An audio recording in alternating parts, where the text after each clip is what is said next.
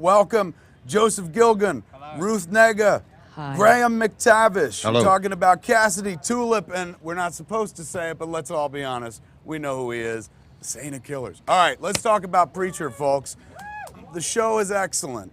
Now, I say that as a fan of the book. Were you guys familiar with the source material before you jumped on? We'll start with Graham.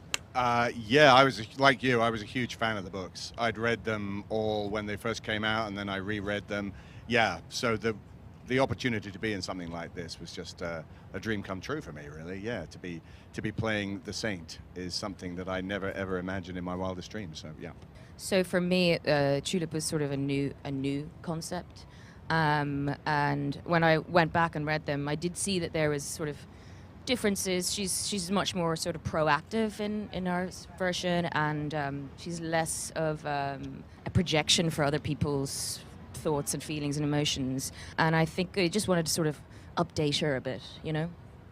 What about you, Mr. Gilgan? Were you familiar with it before they said, "Hey, we need you"? No, I wasn't. I can hardly read at all. I'll be honest with you. I'm useless at reading. So I did very little school, so I can't really read. So the idea of reading in my free time is like just a terrible nightmare. So I've never read a comic. You'd think it'd make much more sense reading comics because it's all imagery. Right. But it's not. It's just terribly stressful. We're here at Comic-Con. You all have familiarity with the genre world. You were both on Misfits, not together, but separately? Yes. What was that like? Disgraceful, really. Like as the writing, the acting, the days on set. It's a disgraceful show that I'm really proud to have been a part of. Yeah. Graham, you hobbits. Yeah, well, that was exactly the same on The Hobbit, constantly trying to get people out of shot. Could you just look? This is move away. Yeah, no, I mean, That it was Gandalf like spooky. dude was It was like spooky doing this. listening to you. Yeah, it was just like, wow, they same as me. No, The Hobbit was, yeah, completely. The main comparison with this is obviously there's a devoted fan base for that show, and you feel a responsibility towards that fan base. You know, when you're making something like that, and when you're making something like this, you have to be responsible to it. But as you say, you also have to take it in a new direction. Otherwise, it doesn't really fit the medium that you're working in. So you have to be mindful of that. Yeah. How have the fan base reacted to your interpretations of the characters?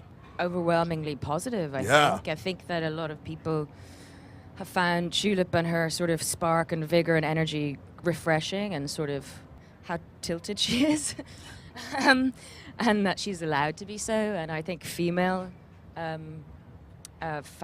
comic fans especially feel that. Let's talk about shooting season 1. Best moment for you, the highlight, and not just character stuff, or my character did this is a great scene for me, but the moment where you were like, I'm home. This is my tribe. I'm feeling it right here. My favourite moment, my standout moment, was when Tulip pushed me through the window and I landed on the van with my ass out. That was a terror. Like, John had to shave my ass. I've got 2 names on my ass. They had to cover it up with tattoos. I had to have a man. You have names on your ass? Yeah, really? dude. Like Thomas Turgoose and Andrew Shim. Why? 2 dudes' names on your ass? Yeah, man. What's that about? It's because I said if you'll pay for it, then I'll do it. And I figured your ass won't be so bad, man. But it really nips, dude.